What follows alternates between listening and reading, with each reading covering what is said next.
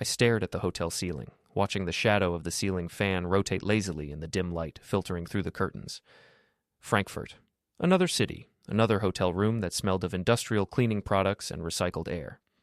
My phone glowed on the nightstand, 11:47 p.m. local time, which meant it was late afternoon back home. I should call Sarah, I thought, but my thumb hovered over her contact photo without pressing it. We'd been married for 6 years. 6 years that had started with the kind of passion that makes you forget to eat, forget to sleep, forget that the world exists beyond the two of you. Sarah had been a whirlwind when we met, bright-eyed, ambitious, working as a junior analyst at the investment firm where I'd just made partner. She had this way of laughing that made everyone in the room turn to look, wondering what they were missing. But something had shifted. I couldn't pinpoint exactly when. Maybe it started 8 months ago when she quit her job. She said she was burned out, needed time to find herself. I supported it. God knows we didn't need the money. My hedge fund work had been extraordinarily successful.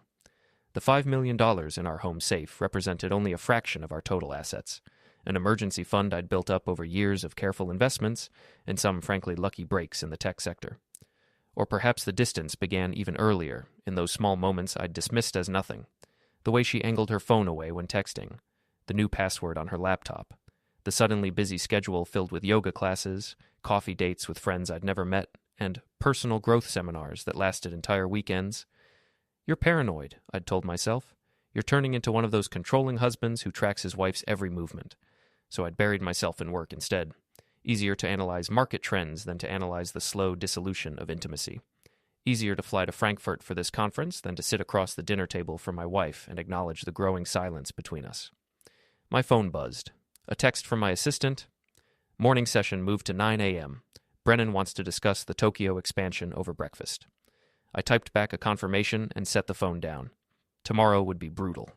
Back-to-back meetings from 9 a.m. until at least 7 p.m., then a dinner with potential investors. The day after would be worse. This trip was critical. We were positioning ourselves to open a new office in Asia, and I was the point person for securing the funding. But tonight, alone in this hotel room, I couldn't shake the feeling that something was wrong back home. I picked up my phone again and opened the message thread with Sarah. Our last exchange had been 2 days ago. Me. Landed safely. Hotel is fine. Miss you. Sarah. Good. Don't work too hard. No, I love you. No, miss you too. Just acknowledgement. Like I was a colleague reporting in, not her husband. Before I could overthink it, I pressed the call button. It rang and rang and rang. Finally, voicemail. Hi, this is Sarah. I can't come to the phone right now, but leave a message and I'll get back to you. The cheerful voice felt like it belonged to a stranger. When had she last sounded that happy when actually talking to me? Hey, it's me, I said after the beep. Just wanted to check in, hope everything's okay at home. Tell Grandpa I said hello if you see him. I'll try calling again tomorrow. Love you. I hung up and immediately felt foolish. Tell Grandpa I said hello if you see him? Sarah barely knew my grandfather. They'd met maybe a dozen times over the years, always at family gatherings where she smiled politely and excused herself early.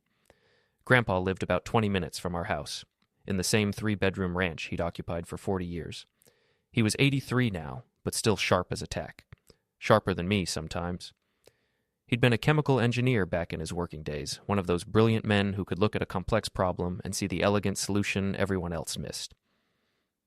After Grandma died when I was 12, and my parents were killed in a car accident when I was 15, he'd raised me alone, paid for my education at Princeton, taught me everything about discipline, about thinking 3 steps ahead, about protecting what matters. Trust but verify, he used to say. Hope for the best, but always, always have a contingency plan. I wondered if he'd noticed the distance between Sarah and me. Probably. Grandpa noticed everything, but he was too tactful to mention it unless I brought it up first. My phone buzzed again. For a moment, my heart leaped. Maybe Sarah calling back? But no. Just an email from my lawyer about some contract review. I sighed and got up to pour myself a scotch from the minibar. The burn of the whiskey felt appropriate. I stood by the window, looking out at the Frankfurt skyline, a collision of old-world architecture and gleaming modern towers. Somewhere down there, people were living authentic lives, falling in love, breaking up, starting over. And here I was, in a hotel room, drinking alone, trying to convince myself that my marriage was fine. My phone rang. I nearly dropped the scotch glass. Sarah's name flashed on the screen, along with her photo. That picture from our honeymoon in Santorini, her hair wild in the wind, genuine joy on her face. I answered immediately. Sarah? Everything okay? For a moment, there was only silence. Then, sobbing. Deep, gasping sobs that made my stomach drop. Sarah? Sarah, what's wrong? It's your grandfather. Her voice was barely intelligible through the tears. My hand clenched around the phone. What happened? Is he okay? He's hurt, Marcus. He's hurt so badly. She was hyperventilating. There was an accident. He fell down the stairs, and oh God, Marcus, there's so much blood. Slow down, slow down. Where is he? Have you called an ambulance? He's at Memorial Hospital. I'm here with him now, but Marcus... Her voice rose to a pitch I'd never heard from her before. The doctors say he needs surgery immediately, emergency surgery. But they won't start without... They're saying they need payment up front before they'll... What? That's insane. It's an emergency room. They have to treat him. It's not like that, she screamed, and I heard something crash in the background, like she'd knocked something over. It's specialized surgery, a trauma specialist. They brought in someone from outside the hospital network, and he requires payment in advance. Marcus, they're saying if we don't pay within the hour, they can't guarantee. She broke down completely, sobbing so hard I thought she might pass out. My mind was racing. Grandpa. Jesus Christ, Grandpa. Images flooded through my head. Him teaching me to ride a bike, him at my college graduation, him walking me through the house I'd bought with my first real bonus, pointing out all the places where the contractor had cut corners. How much? I asked, my voice steady despite the panic rising in my chest. Sarah, how much do they need? $200,000? She was gasping between words. I don't know what to do. I called our bank, but they said it would take days to wire that much, and the hospital won't accept a check for this amount, and... The safe, I said. What? The home safe. There's more than enough cash there, plus bonds that you can convert first thing tomorrow morning at the bank. Sarah, listen to me. I don't know the code, she wailed. Marcus, you never told me the code, and I can't let him... She was right. I'd never shared the safe code with her. It was a 6-digit combination, known only to me and my lawyer, kept in a sealed document at his office. The safe itself was hidden behind a false wall panel in my home office, installed by a security company that specialized in high-net-worth clients. Inside was approximately $2.3 million in cash, another $1.8 million in bearer bonds, and about $900,000 in gold bars. Emergency assets. Untraceable, unlockable, immediately liquid. The fact that Sarah didn't know the code had been a point of contention once, about 2 years ago. She'd asked why I didn't trust her with it, and I'd explained it wasn't about trust, it was about security. If she knew the code, then anyone who wanted the money would have 2 targets instead of 1. She hadn't bought the explanation. We'd fought about it for days. Now, listening to her sob on the phone, hearing the desperation in her voice, I felt like a monster forever withholding it. Marcus, please, she was begging now. I know you have trust issues. I know you're careful about money. But this is your grandfather. This is the man who raised you. Are you really going to let him die because you won't give me a fucking 6-digit code? I closed my eyes. Tried to think clearly. But all I could see was Grandpa's face. Grandpa teaching me to play chess. Grandpa sitting across from me at the kitchen table after my parents' funeral, holding my hand, telling me that grief was okay, but giving up wasn't. Are you still there? Sarah asked, her voice dropping to a whisper. Marcus, please, I'm begging you. He's all the family you have left. She was right. He was. The code is 041738, I said. What? 041738. That's the safe code. Go straight home. In my office, push on the right side of the bookshelf, the bottom corner of the 4th shelf from the top.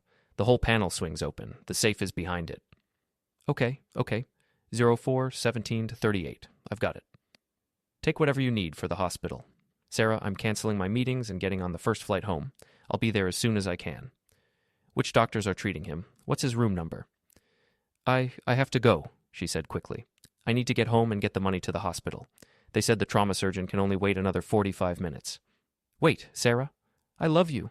I'll call you from the hospital after the surgery starts. Just get home as fast as you can. The line went dead. I stood frozen for a moment, phone still pressed to my ear.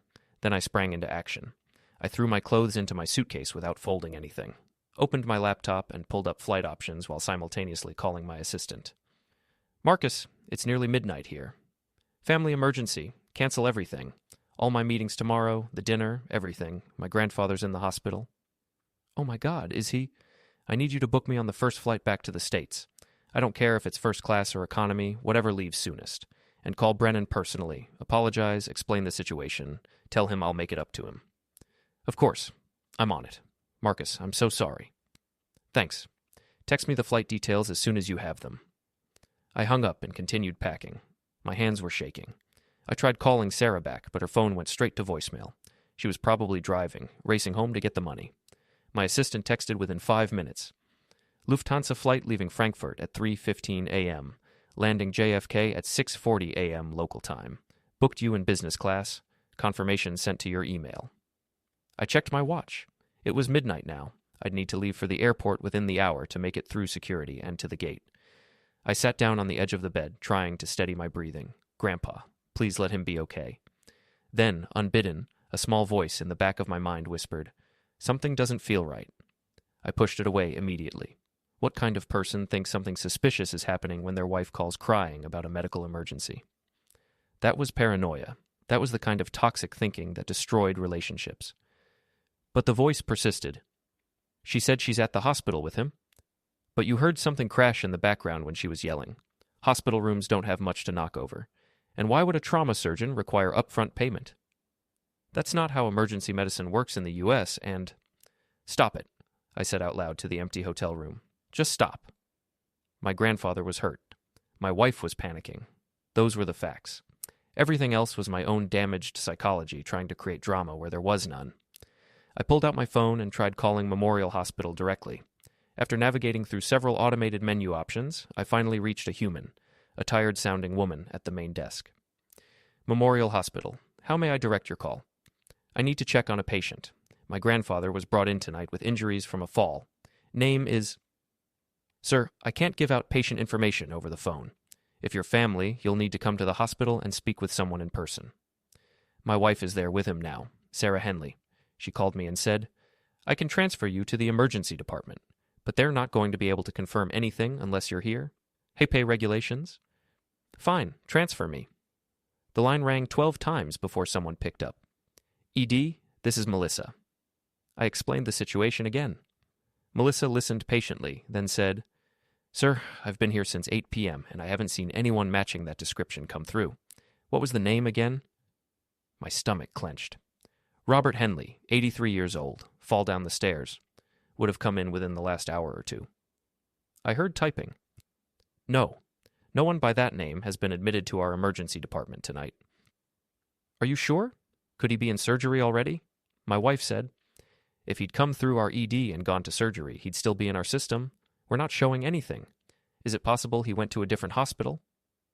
My mouth had gone dry. I don't know. Thank you." I hung up before she could respond. For a long moment, I just sat there, phone in my hand, thoughts racing. She'd said Memorial Hospital, specifically. I'd heard her clearly. There were 3 other hospitals within reasonable driving distance of our house. I called them all. None of them had any record of Robert Henley being admitted. The cold feeling in my stomach was spreading to my chest now, making it hard to breathe. I tried calling Sarah again. Voicemail. I tried texting. Called Memorial. They said Grandpa's not there. Which hospital is he at? The message showed as delivered but not read. I looked at my watch. 12:37 a.m. here. About 6:37 p.m. at home. Sarah would have reached the house by now. The drive from our place to Memorial Hospital was only 15 minutes. She should have been there, should have gotten the money, should have been back at the hospital. Unless she wasn't at the hospital. Unless she'd never been at the hospital. Unless this whole thing was... No, I was being insane. There had to be an explanation. Maybe she'd said a different hospital and I'd misheard. Maybe in her panic, she'd called from home, not from the hospital, and I'd misunderstood. Maybe... My phone rang. Sarah. "Where are you?" I demanded. I called Memorial. They said, "I'm pulling up to the house now," she said, and her voice was different. Calmer, strained but controlled. "Marcus, I'm so sorry. I was panicking. I wasn't thinking clearly. It's not Memorial. It's Mercy General. I got confused because we drove past Memorial on the way, and I wasn't thinking straight." "Mercy General?" I pulled up Google on my laptop, searched for it. It existed, a smaller private hospital on the other side of town. "Yes, I'm at the house now. I'm going to get the money and take it to the hospital. The code was 04-17-38, right? Right. My head was spinning. Was I overreacting? Had I let paranoia poison this moment? Okay, I'm in your office. I found the panel. Opening it now. I heard a mechanical beep through the phone. The safe had an electronic lock that made that sound when the correct code was entered. It's open, Sarah said. Oh my God, Marcus, there's so much cash here. How much is... Never mind. It doesn't matter. I'm taking what I need for the hospital. Take it all if you need to, whatever it takes to help him. My voice sounded strange to my own ears. Hollow. I've got it. I'm leaving now. I'll call you once the surgery starts. Sarah, wait. Let me talk to... But she'd already hung up. I immediately called Mercy General. Same routine, automated menu, eventually a human explanation of the situation. We don't have a Robert Henley registered here, sir, and we don't have any emergency surgeries scheduled for tonight. I thanked her mechanically and ended the call. Then I called Grandpa directly. His landline, he was one of the last people on Earth who still had one, insisting that cell phones were overpriced walkie-talkies for people who couldn't bear to be alone with their thoughts. It rang 3 times before he picked up. Hello? His voice was strong, clear, completely normal. Grandpa? Marcus? That you, son? Bit late for a call, isn't it? You're in Germany, right? Must be the middle of the night there. I couldn't speak. My throat had closed completely. Marcus? You there? Are you okay? I finally choked out. Okay? I'm fine. Why wouldn't I be? Just watching some documentary about the Pacific Theater in World War II. Did you know that the Battle of... you didn't fall? You're not hurt? Fall? Marcus, what are you talking about? I'm sitting in my chair, same as I do every night. Are you all right? You sound strange. Everything went cold. I have to go, I whispered. Marcus. I hung up. For several seconds, I couldn't move. Couldn't think. Then I was dialing my home security company, the one that had installed the safe and the alarm system. Sentinel Security. This is Brad speaking. This is Marcus Henley, account number... I rattled off my account information. I need you to tell me if my home alarm has been triggered tonight. Let me check. 1 moment, please. Pause. Typing. No, sir. Your alarm is currently active and has been since 4:47 p.m. your local time. No breaches, no alerts. And the safe? Can you tell me if the safe has been opened? Let me check the safe logs. Yes, sir. The safe was opened at 6:39 p.m. your local time with the correct code. Closed again at 6:44 p.m. 5 minutes. She'd been in the safe for 5 minutes. Thank you, I said numbly. I hung up and stared at the wall. She'd lied. About all of it. Grandpa wasn't hurt. There was no emergency, no hospital, no trauma surgeon. She'd manipulated me into giving her the code to the safe, and now she was... I called her phone, straight to voicemail, off or out of service area. I pulled up the app for our credit cards, checking for any recent charges. Nothing unusual. Checked our joint bank account. No large withdrawals. Then I opened the GPS tracking app I'd installed on both our phones years ago. One of those Find My Spouse apps for safety. Sarah's location wasn't showing. Either she'd turned off her phone or she'd disabled location services. I pulled up our home security cameras through another app. We had cameras at the front door, back door, and driveway. I scrolled back to 6:30 p.m. There, Sarah's car pulling into the driveway. Sarah getting out, moving quickly to the front door. The timestamp showed 6:34 p.m. At 6:48 p.m., she emerged again, this time carrying 2 large duffel bags, heavy ones from the way she was moving. She loaded them into the trunk of her car. At 6:52 p.m., she went back inside, emerged again at 6:58 p.m. with 2 more duffel bags and what looked like a small box, probably the gold bars.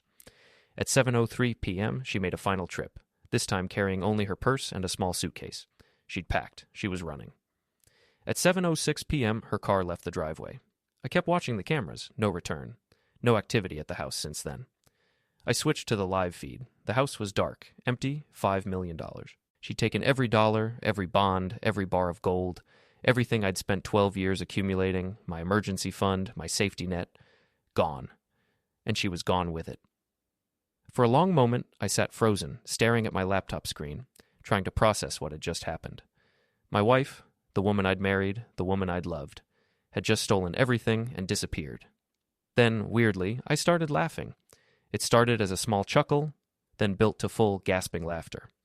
I laughed until tears ran down my face, until my sides hurt, until I had to lean against the hotel room desk to keep from collapsing. because I'd prepared for this exact scenario. Not consciously, not with Sarah specifically in mind, but Grandpa's voice had always been in my head. Trust, but verify. Hope for the best, but always have a contingency plan. The code I'd given Sarah, 0417-38, wasn't the real code. The real code was 170483. What Sarah had opened was a decoy safe, a secondary unit that I'd had installed right next to the real one, hidden behind the same false panel. From the outside, they were identical. Same model, same manufacturer, same electronic lock. But the contents were very different. The decoy safe contained exactly $487,000 in cash. Real bills, non-sequential, untraceable. It also contained $340,000 in Treasury bonds that looked authentic, but had been reported stolen in a scheme I'd helped the FBI investigate 3 years ago.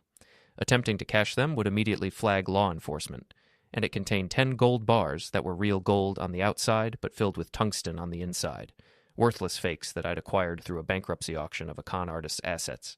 But more importantly, every single bill in that decoy safe had been treated with a special UV reactive powder that was invisible to the naked eye but would transfer to anything and anyone who touched them. A forensic marker that would literally stain Sarah's hands and anything she touched for weeks. And tucked inside one of the bundles of cash was a GPS tracker. Small, about the size of a quarter, disguised as a coin. Battery life of 6 months. Real-time tracking accurate to within 3 meters. I pulled up the tracking app on my phone. The signal was moving, currently on I-95, heading south, about 170 miles from our house. Still driving. I watched the little blue dot move down the highway, and I couldn't stop smiling. My assistant texted, "Car will pick you up at 1:15 a.m. for airport." I texted back, "Cancel the flight. I'm staying in Frankfurt a few more days. We'll explain later." Because I wasn't going home. Not yet. I had meetings to attend, presentations to give, a Tokyo office to secure funding for, and I had a wife to watch making the biggest mistake of her life. I pulled up my laptop and opened a secure email to my lawyer. "James, we have a situation. Call me ASAP on the secure line." Then I sat back, poured myself another scotch, and watched the blue dot continue south on I-95. My phone rang at 1:47 a.m. Frankfurt time, 7:47 p.m. back home. James, my lawyer, calling on the encrypted line we use for sensitive discussions. "Marcus, what's going on? Your email sounded urgent."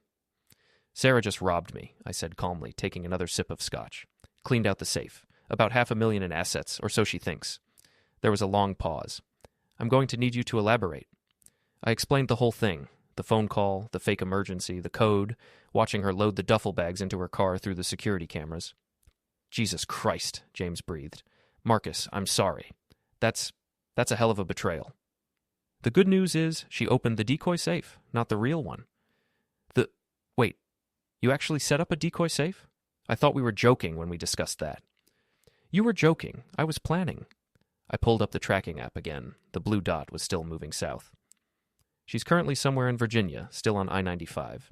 Moving fast. My guess is she's heading for Florida. Easy to disappear there, lots of international connections if she's planning to leave the country." "You tagged the money?" "Everything. UV powder, GPS tracker, and those flagged Treasury bonds we discussed after the Merrick case. If she tries to cash those bonds, she'll have federal agents on her within hours." James was quiet for a moment.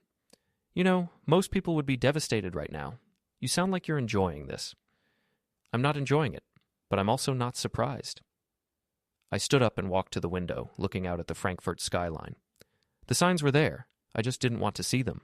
Distance, secrecy, sudden personality changes.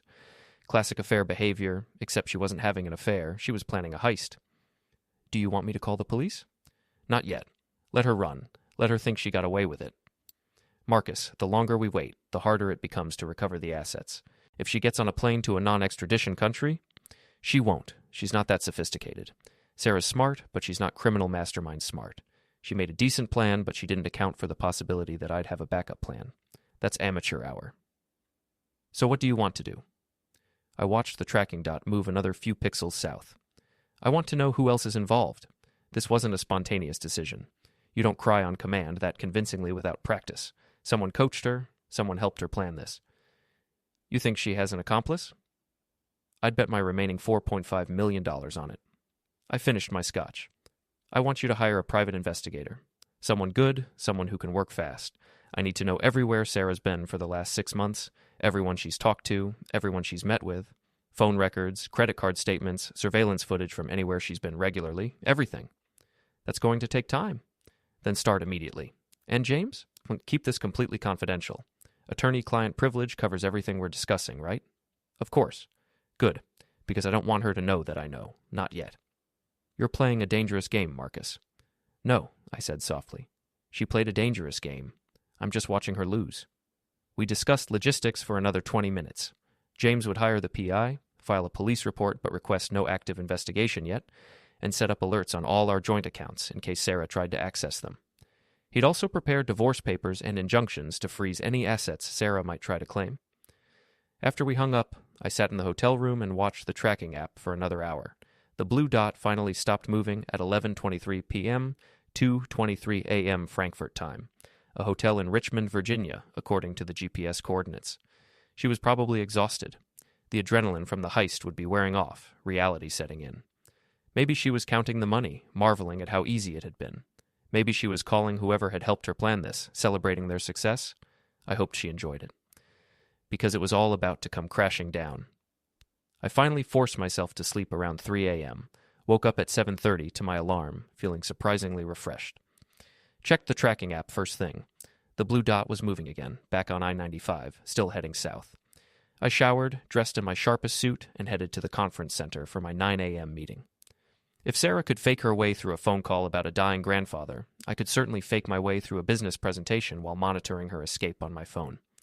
The meeting with Brennan went well. He was understanding about my family emergency the night before, asked about my grandfather's health. I lied smoothly, said Grandpa was stable, and I'd decided to stay and complete the conference since the crisis had passed. During the lunch break, I received an email from James with an attachment. Preliminary findings from the PI. Call me. I found a quiet corner and called him back. That was fast, I said. The investigator I hired is very good, and very expensive, but he's already found something interesting. I'm listening. Sarah's been taking regular trips to Philadelphia, every Tuesday for the past 4 months. She told you she was going to yoga and lunch with friends, right? Right. She was actually meeting with a man named Derek Hutchinson, 34 years old, personal trainer and life coach, has a studio in Center City, Philadelphia. The PI tracked Sarah's credit card. She's been paying for sessions at his studio, $400 a pop. A personal trainer. Of course. The oldest story in the book. Is she sleeping with him? I asked. Unknown, but probable. The sessions are 2 hours long, and the studio is actually a converted loft apartment. Draw your own conclusions. But here's where it gets interesting. Derek Hutchinson has a criminal record. My attention sharpened. What kind? Fraud. Wire fraud, identity theft, and forgery. He served 18 months in federal prison, got out 3 years ago. He's been clean since then, officially, but someone with that background doesn't just stumble into helping a woman rob her wealthy husband. He planned this, I said. That would be my guess. Sarah didn't come up with this scheme on her own. She met Hutchinson, probably started as actual training sessions, then he spotted the opportunity. Rich husband, access to the house, knowledge of your habits and patterns. He groomed her. Or she was looking for exactly this kind of person, I said quietly. Maybe she was shopping around for someone who could help her disappear with my money. That's darker than I was thinking, but possible. I pulled up the tracking app. The blue dot had stopped again, this time in Jacksonville, Florida. Another hotel, probably. She'd covered about 850 miles in less than 24 hours. Pushing hard. What do we know about Hutchinson's current location? I asked. His phone last pinged in Philadelphia yesterday evening. But he could have a second phone, or he could be smart enough to leave his regular phone behind. Find out. I want to know if he's in Jacksonville. If he is, that confirms they're working together. I'll have the PI on it within the hour. I hung up and went back to my afternoon meetings, my mind only half present. I kept thinking about Sarah, about the early days of our relationship. Had any of it been real? Or had I just been a mark from the beginning? No, I couldn't believe that. I'd seen genuine emotion in her eyes, genuine laughter, genuine connection. Something had changed, but it hadn't always been fake. That almost made it worse. By the time I got back to my hotel room that evening, I had 3 new reports from the PI, each more damning than the last. Report 1. Derek Hutchinson's known associates included 2 other people with fraud convictions. One was an expert in creating fake identities. The other specialized in laundering money through cryptocurrency. Report 2. Sarah had opened a new bank account 3 months ago at a small credit union in her maiden name. She'd been slowly transferring small amounts of money, $3,000 here, $5,000 there, from our joint accounts into this hidden account. Not enough to raise alarms, but enough to build up an escape fund. The hidden account currently held about $73,000. Report 3. Sarah had purchased a one-way plane ticket to Panama City, Panama, departing from Miami in 2 days. Panama had complex banking laws, no extradition treaty with the U.S. for financial crimes, and was a known haven for people trying to disappear with stolen money. So that was the plan. Drive to Florida, hole up for a day or two, then flee to Panama where she'd presumably meet up with Hutchinson and live happily ever after on my money. Except it wasn't my money. It was fake money, worthless bonds, counterfeit gold, and every move she made, I could track. I called James again. "I want you to contact the FBI," I said. "Explain the situation. Tell them about the stolen Treasury bonds. Let them know Sarah is likely planning to attempt to cash or sell them within the next 48 hours. You're ready to bring in law enforcement? Not to arrest her yet. I just want them aware. When she tries to cash those bonds, they'll grab her. But until then, let her keep running. Let her feel safe." "Marcus, why? Why drag this out? We have enough evidence now to—" "Because I want to know the full extent of the conspiracy," I said, my voice harder than I intended. "I want to know everyone involved. Every person who helped her plan this, every person who knew about it. And I want them all to go down together." James was quiet for a moment. "This is about more than the money, isn't it? This is about trust, about vows, about the fact that the person I shared my life with looked me in the eye and lied over and over for months." I took a breath, forced myself to calm down. "Yes, it's about more than the money." "All right, I'll contact the FBI. But Marcus, be careful. Wounded pride makes people do stupid things." "I'm not wounded," I said. "I'm just very, very patient." Over the next 36 hours, I attended the rest of the Frankfurt conference, closing the Tokyo deal with a handshake and a champagne toast. My colleagues congratulated me, unaware that half my attention was on the phone in my pocket, tracking my wife's movements. The blue dot stayed stationary in Jacksonville for most of the next day. Then, the following afternoon, it started moving again, to Miami. The PI confirmed that Derek Hutchinson had boarded a flight to Panama City that morning. Sarah's flight was scheduled for the next day. They were staggering their arrivals to avoid suspicion. I imagined them texting each other, celebrating, planning their new life together. Maybe Derek was already scoping out apartments in Panama City. Maybe Sarah was researching which banks would accept large cash deposits with minimal questions. The fantasy they'd built was about to shatter, but they didn't know it yet. I flew back to the U.S. the next morning, landing at JFK around 1 p.m. Instead of going home, I rented a car and drove to a hotel near the airport. I wanted to be mobile, ready to move when the trap finally sprang shut. James called me at 6 p.m. "The FBI has Sarah under surveillance at Miami International. She checked in for her Panama flight 40 minutes ago. TSA flagged the cash in her bags. She's carrying nearly $400,000 in a checked suitcase." "That's idiotic," I said. "Anything over $10,000 has to be declared." Criminals aren't usually smart about these things. The TSA agents are playing it cool, letting her through security. But the FBI has agents waiting at the gate. They'll let her board the plane, then arrest her mid-flight. "Why wait?" "They want to coordinate with Panamanian authorities to pick up Hutchinson at the same time. If they arrest Sarah now, he might bolt before they can grab him." I nodded, though James couldn't see me. "So we wait. Marcus, you should prepare yourself. When they arrest her, this becomes public. The media will pick up on it. Wealthy hedge fund manager's wife caught fleeing to Panama with stolen money. It's going to be ugly." "Let it be ugly. I'm done protecting her." Sarah's flight was scheduled to depart at 8:35 p.m. I watched the clock, imagining her settling into her seat, maybe ordering a celebratory drink, texting Derek that she was about to take off. At 9:47 p.m., James called again. "She's in custody. FBI arrested her just after the plane reached cruising altitude. Panamanian authorities picked up Hutchinson at his hotel. Both are being held pending charges." I felt a strange mix of relief and emptiness. What happens now? "The FBI will process her tonight. She'll have a bail hearing tomorrow morning. Given the flight risk and the nature of the crimes, I doubt bail will be granted. She's looking at wire fraud, theft, possibly RICO charges if they can prove conspiracy with Hutchinson. Could be 20 years. 20 years. Sarah was 32. She'd be 52 when she got out, assuming she served the full sentence. I tried to feel satisfaction, vindication, something. Instead, I just felt tired. I need to go home, I said. Are you sure you want to do that tonight? Wait until... I need to see it. The house, the safe. I need to see what's left. Marcus, I'll call you tomorrow, James. Thank you for everything. I hung up and drove south through the night, letting the highway hypnotize me. My mind kept replaying moments from my marriage. Sarah laughing at some stupid joke I'd made, Sarah crying at our wedding, Sarah holding my hand during Grandpa's cancer scare 5 years ago. Which moments had been real? Which had been an act? Did it even matter anymore? I reached my house around 2 a.m.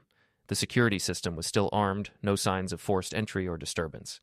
I disarmed it and walked through the dark, quiet rooms. Everything looked normal. No evidence that anything had happened here 2 days ago. Sarah had been careful not to leave a mess. I went to my office and pushed on the corner of the bookshelf. The panel swung open, revealing both safes, the decoy on the left, the real one on the right. The decoy safe door was hanging open, exactly as Sarah had left it. Empty. She'd taken everything. The real safe was still locked, its contents untouched. I entered the code, 170483, and opened it. $2.3 million in cash, neatly stacked. $1.8 million in genuine Treasury bonds. 10 gold bars, solid and pure. All exactly as I'd left them. I should have felt relieved. Instead, I just felt hollow. My phone buzzed. A text from Grandpa. Just saw the news. Come over tomorrow. We need to talk. Of course. The story would have broken by now.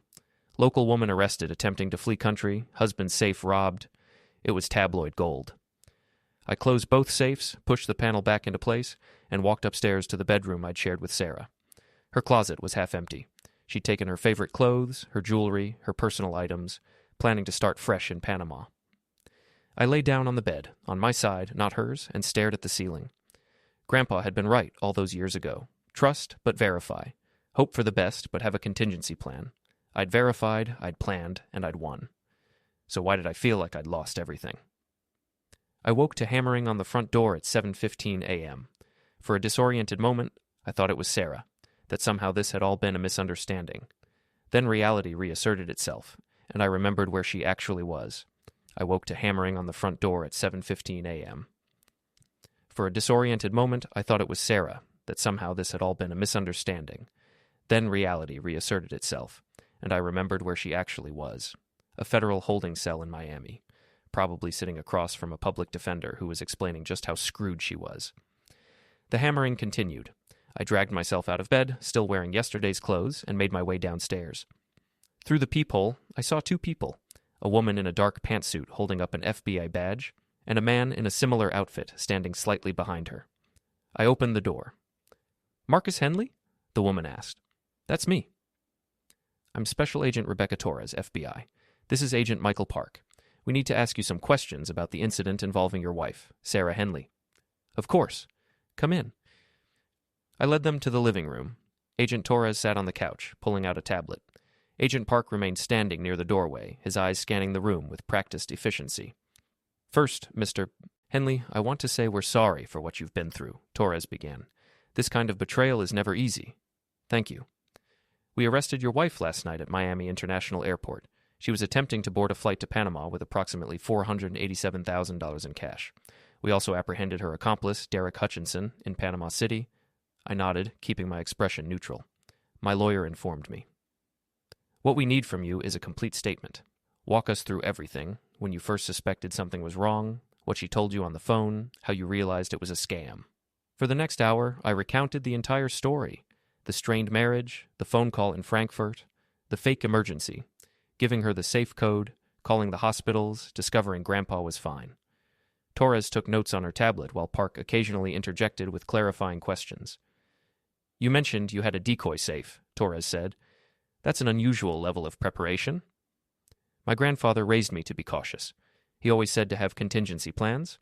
When I had the primary safe installed, I had a second one put in as well. Same location, same model, different code. The decoy contained enough real cash to be convincing, but also items that would help track or identify the thief. "The Treasury bonds," Park said.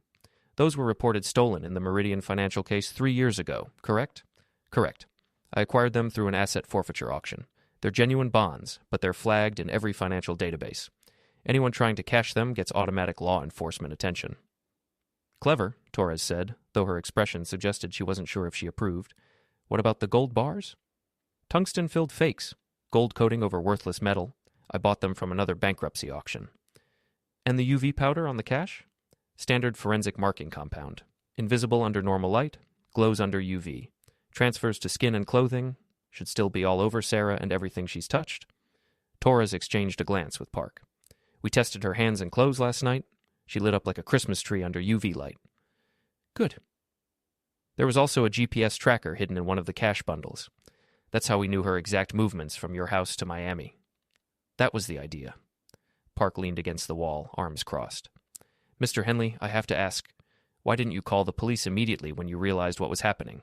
You had evidence of a crime in progress. You could have stopped her before she left Virginia. I met his eyes. Because I wanted to know who else was involved. If I'd stopped her immediately, we might never have learned about Hutchinson. And if there are others in this conspiracy, I want them found. There are others, Torres said. Hutchinson had 2 associates we're looking into now. One specializes in creating fake identities, the other in cryptocurrency money laundering. We believe they were planning to help convert your cash into digital currency once Sarah reached Panama. Will you be able to arrest them? Working on it. These kinds of fraud rings can be tricky to dismantle, but your wife is cooperating. That caught me off guard. She is? She started talking about an hour into the interrogation. Blame-shifting at first. Said it was all Hutchinson's idea, that he manipulated her, that she was scared and didn't know what else to do. Classic abuse-defense setup. Is any of that true? Torres shrugged. Probably some of it. Hutchinson has a pattern of targeting vulnerable women in relationships with wealthy men. He spots the cracks in a marriage and widens them, makes himself the hero, the one who truly understands her. Then he pitches the scheme as justified. She deserves the money, her husband doesn't appreciate her, this is just reclaiming what's rightfully hers. But Sarah made her own choices, I said quietly. Yes, she did. Torres closed her tablet. She'll be charged with wire fraud, grand larceny, conspiracy to commit fraud, and attempted money laundering. If convicted on all counts, she's looking at 15 to 20 years federal time. Hutchinson's facing similar charges, plus his priors will factor into sentencing. When is her arraignment? Tomorrow morning, 9 a.m., federal courthouse downtown. You don't have to attend, but you have the right to be there. I'll be there. After the agents left, I showered and changed into fresh clothes. Then I got in my car and drove to Grandpa's house. He was waiting on the front porch, sitting in his old wooden rocking chair with a mug of coffee. When he saw me pull up, he stood and waved, his movements still steady despite his 83 years. "Marcus," he said as I climbed the porch steps. "You look like hell." "Feel like it too." I sat in the chair next to his. "I assume you saw the news?" "Hard to miss. Local woman arrested in elaborate theft scheme. They even used your wedding photo." He studied my face. "How are you holding up?" "Honestly, I don't know. Part of me feels vindicated. Part of me feels like an idiot for not seeing it coming sooner, and part of me is just tired." Grandpa nodded slowly. "You used the decoy safe. You knew about that?"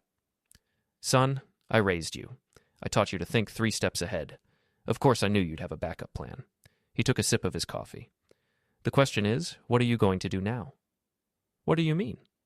"I mean with your life, with the rest of your life. You're 34 years old. You've just discovered your wife has been planning to rob you for months. Your marriage is over. Your trust in people is probably shattered. What comes next?" I stared out at his front yard, watching a squirrel dart across the grass. "I don't know."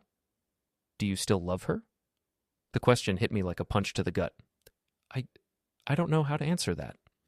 "Then let me ask it differently. When you found out she'd lied to you, when you realized Grandpa wasn't hurt, and this was all a scheme, what was your first emotion?" I thought back to that moment in the Frankfurt hotel room. Relief. Relief? That you were okay, that the emergency wasn't real. And then, curiosity.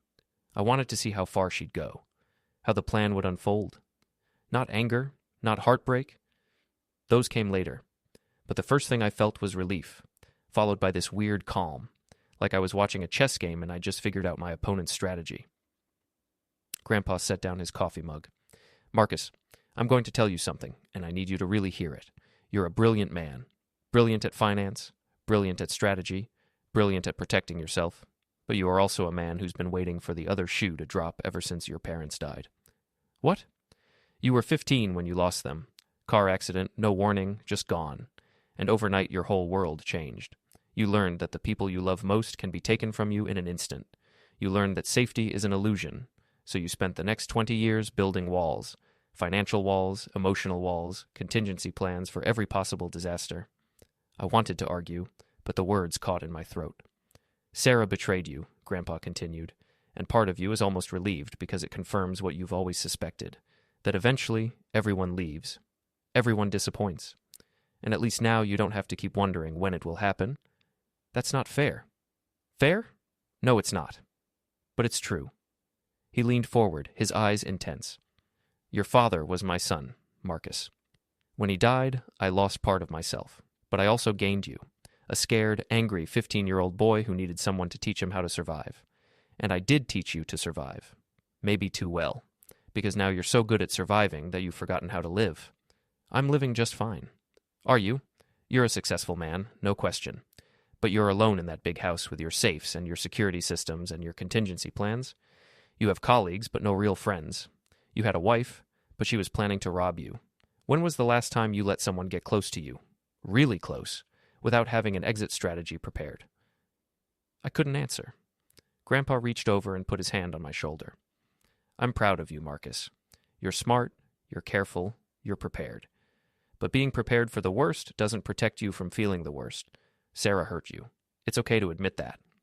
She used you, I said, my voice cracking. She made up a story about you being hurt, knowing I'd do anything to save you. That's what hurts most. Not the money, not even the betrayal. It's that she weaponized the person I love most in this world. I know, son. I know.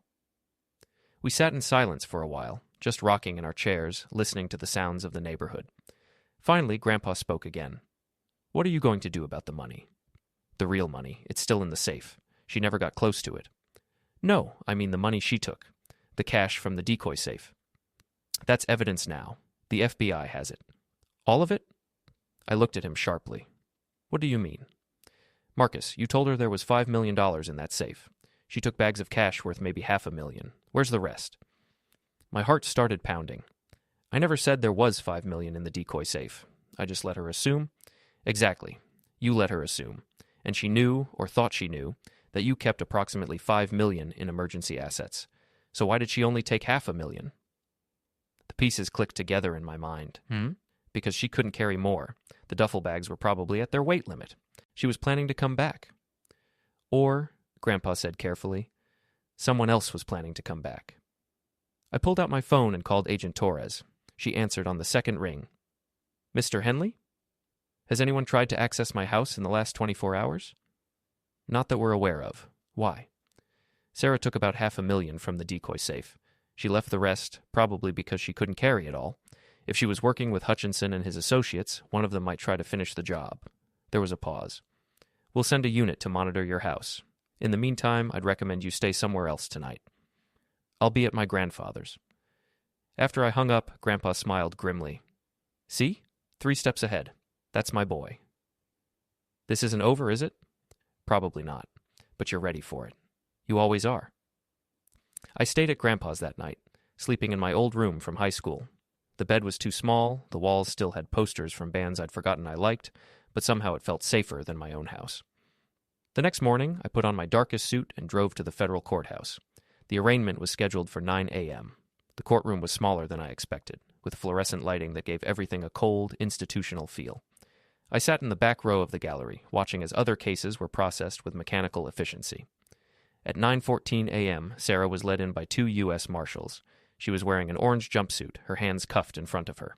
Her hair, usually styled perfectly, hung limp around her face. No makeup, no jewelry. She looked small and frightened. Our eyes met for just a moment. She flinched, looked away, then looked back. Her mouth opened as if to say something, but no sound came out. I kept my expression neutral. I'd practiced it in the mirror that morning. Not angry, not sad, just calm. Observing. The judge, a severe-looking woman in her 60s, called the case. United States versus Sarah Ann Henley. Sarah's public defender stood up. Present, Your Honor. The prosecutor outlined the charges. Conspiracy to commit wire fraud, grand larceny, attempted money laundering, obstruction of justice. The list went on. Each charge carried its own potential sentence. When asked how she pleaded, Sarah's voice was barely a whisper. Not guilty, Your Honor. The judge looked unimpressed. Bail? The prosecutor stood. Your Honor, Ms. Henley is an extreme flight risk. She was arrested while literally attempting to flee the country. She has no ties to the community, no employment, and has demonstrated clear intent to evade justice. The government requests she be held without bail. The public defender tried to argue. Sarah had no prior record. She had family in the area, she was cooperating with investigators. But it was a weak defense, and everyone in the room knew it. The judge's decision was swift. Bail denied. Ms. Henley will remain in federal custody pending trial. Next case. As the marshals led Sarah out, she looked back at me one more time. This time, there were tears streaming down her face. I stood and walked out of the courtroom without looking back. 3 weeks later, I sat in James's office, reviewing the final divorce papers. She's agreed to everything, James said, sliding the documents across his desk. No contest on any point. She signs away all rights to joint assets, the house, your business interests, everything. In exchange, you agree not to pursue civil action for the theft. She's already going to prison for 20 years. Why would I need to sue her? You'd be surprised how vindictive some people get, but in this case, I think she just wants it over. She knows she destroyed the marriage, she knows she's facing serious time, and she knows you could make it worse if you wanted to. I picked up the papers and flipped through them. It was strange seeing our marriage reduced to legal language, irreconcilable differences, equitable distribution, dissolution of marital union. Derek Hutchinson pleaded guilty last week, James continued. He's looking at 12 years. His associates are taking plea deals, too. The whole operation is shut down. Good. Sarah's attorney has been dropping hints about a plea deal. If she testifies against Hutchinson and provides information about his other schemes, the prosecutor might reduce her sentence to 10 years. That's her decision. James leaned back in his chair, studying me. You know, most people would have some kind of emotional reaction to all this. Anger, sadness, something. You're eerily calm. I processed it already. Did you? Or are you just filing it away in one of your mental compartments marked handled? I set down the papers. What do you want me to say, James? That I'm heartbroken? That I trusted her and she betrayed me and now I'll never trust anyone again? That would be a normal human reaction, yes. I had a contingency plan. The plan worked. I'm moving on. Marcus, just tell me where to sign. James sighed but pointed out the signature lines. I signed each page mechanically, my handwriting steady. You know, James said as I handed back the papers, having a good plan doesn't mean you didn't lose something important. I know. Do you? I stood up. Is there anything else we need to discuss? No. The divorce will be final in 60 days. You're free to move on with your life. Thank you for everything, James. As I walked out of his office, my phone rang. Agent Torres. Mr. Henley, we got him. Got who? The third associate, Timothy Brenner. He tried to access your house last night around 2 a.m., attempted to bypass the security system using codes he'd apparently gotten from Sarah. Your alarm company alerted us, and we had units waiting. He had lock-picking tools, a false ID, and a detailed floor plan of your house marked with the location of the safe. So Sarah did give them the layout. Complete with photographs and measurements. She'd been planning this for at least 6 months, maybe longer. Brenner is cooperating now.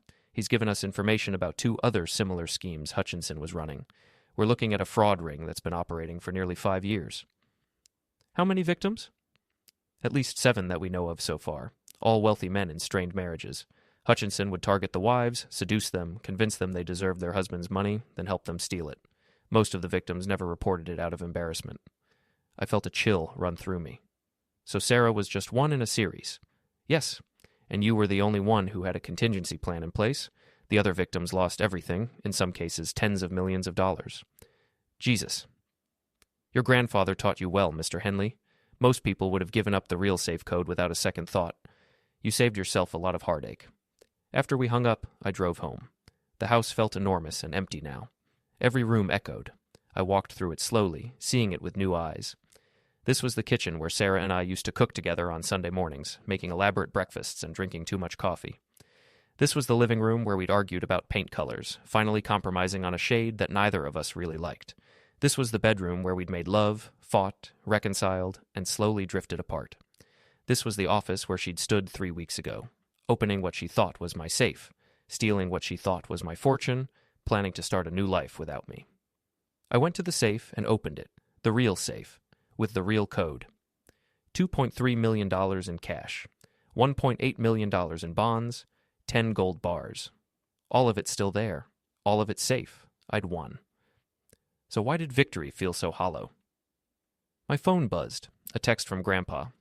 Dinner at my place tonight, 6 p.m. Don't be late. I smiled despite myself and texted back, I'll be there. That evening, I sat at Grandpa's kitchen table, the same table where he'd taught me to play chess, where we'd eaten dinner together every night after my parents died, where he'd helped me with calculus homework and college applications and my first business plan. I signed the divorce papers today, I said, accepting a plate of his famous meatloaf. How do you feel? Efficient, Grandpa raised an eyebrow. Efficient? The whole process was clean. No drama, no drawn-out negotiations. She signed everything I wanted her to sign. It's done. That's not what I asked. I asked how you feel. I cut into the meatloaf, buying time. I feel relieved and grateful that I prepared for something like this and validated that my instincts were right. You can't trust people completely. Marcus. What? You know that's not the lesson here, right? I set down my fork. What do you mean? The lesson isn't that you can't trust people. The lesson is that you picked the wrong person to trust. There's a difference. Is there? Because from where I'm sitting, the woman I married, the woman I loved, planned for 6 months to rob me and disappear. That feels like a pretty clear message about trust. Grandpa shook his head. Sarah was the wrong person. She had character flaws you didn't see or chose not to see until it was too late. That doesn't mean everyone is like her. It means you need to be more careful about who you let into your life. And how do I do that? Run background checks on everyone I date, install hidden cameras, set up decoy relationships to see if they're real? Don't be ridiculous. You do what you've always done. You pay attention, you look for patterns, you trust your instincts, but you also have to be willing to be vulnerable sometimes, to take risks, because a life without any risk is just existence, not living. I had a whole marriage that was a risk. Look how that turned out. And you survived it. Not only survived, you protected yourself, caught the criminals, and came out financially intact. Most people wouldn't have been so lucky. But Marcus, just because one relationship failed doesn't mean they all will. I pushed food around my plate. I'm not ready to think about that yet. I'm not saying you should start dating tomorrow. I'm saying don't let this experience turn you into a fortress. You were already too guarded before Sarah. Don't let what she did make you worse. What if I can't help it? What if this is just who I am now? Grandpa reached across the table and put his hand over mine. Then you fight it. Every day you fight it. You remember that not everyone is a thief, not everyone is a liar. There are good people in this world, Marcus. You just have to be brave enough to find them. We ate in silence for a while. Then Grandpa asked, What are you going to do with the house? I don't know. Sell it, maybe. Too many memories? Or make new ones. By myself? For now. But not forever. You're 34 years old. You have your whole life ahead of you. Don't spend it alone in a fortress. 2 months later, I stood in the federal courthouse again, this time for Sarah's sentencing hearing. She'd taken the plea deal, testifying against Hutchinson and his associates in exchange for a reduced sentence. The judge was about to announce how much time she'd serve. Sarah looked different than she had at the arraignment, thinner. Her hair was pulled back in a simple ponytail. She wore a gray pantsuit that the court had provided for the hearing. When she turned to look at the gallery, her eyes found mine immediately. I'd debated whether to come. James had advised against it. You don't owe her anything, Marcus. Let her face the consequences without you there. But something had drawn me here anyway. Maybe closure, maybe curiosity, maybe just the need to see the story through to its end. The judge reviewed the case, the plea agreement, the testimony Sarah had provided. She noted Sarah's cooperation, her lack of prior criminal history, and her apparent remorse.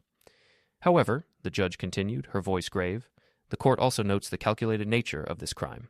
Ms. Henley, you didn't make a mistake in a moment of weakness. You planned this theft for months. You manipulated your husband using his love for his grandfather. You worked with known criminals. You attempted to flee the country. These factors cannot be overlooked. Sarah's shoulders shook. She was crying silently. Taking into account your cooperation and the plea agreement, this court sentences you to 8 years in federal prison, followed by 3 years of supervised release. You will also be required to make restitution to your husband in the amount of $487,000, the value of the assets you attempted to steal. 8 years. She'd be 40 years old when she got out. As the marshals prepared to take her away, Sarah turned to me one last time. Her mouth formed words I could barely hear across the courtroom. I'm sorry. I nodded once. Not forgiveness, exactly, just acknowledgement. She'd made her choices, now she'd live with them. Walking out of the courthouse, I felt something shift inside me. Not happiness, not satisfaction, but something lighter. Release, maybe. The weight I'd been carrying for months, the anger, the betrayal, the constant vigilance, it was starting to lift. My phone rang. Grandpa. "How did it go?" he asked. 8 years. Could have been worse. Could have been better, too. She made her choice. Yes, she did, and now you get to make yours. What do you mean? I mean, you get to choose what kind of person you become after this. The kind who closes off and never trusts anyone again, or the kind who learns from it, grows from it, and eventually opens his heart to someone worth trusting. I stopped walking, standing in the middle of the courthouse steps. People flowed around me, lawyers in suits, defendants in chains, families in tears. I don't know how to be that second person, I admitted. Then learn. You've got time, and you've got me to help. Grandpa? Yeah? Thank you for everything, for raising me, for teaching me to be prepared, for not letting me turn into a complete cynic. That's what grandfathers are for, son. Now go home, take a shower, get some rest.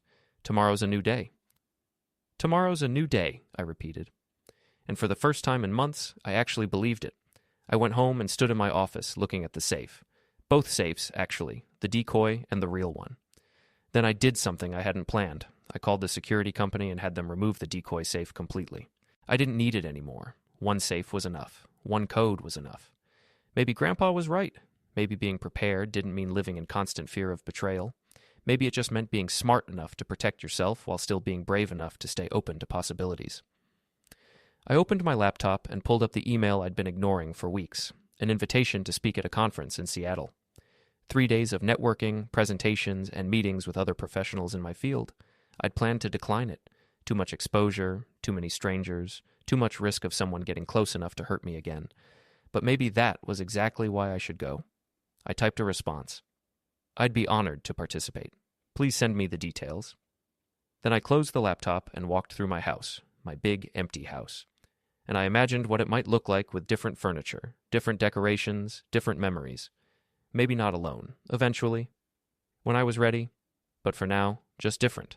Better. I texted Grandpa. Had the decoy safe removed, just keeping the one. His response came immediately. Proud of you, son. That's progress. I smiled and poured myself a drink. Not scotch this time, but something lighter.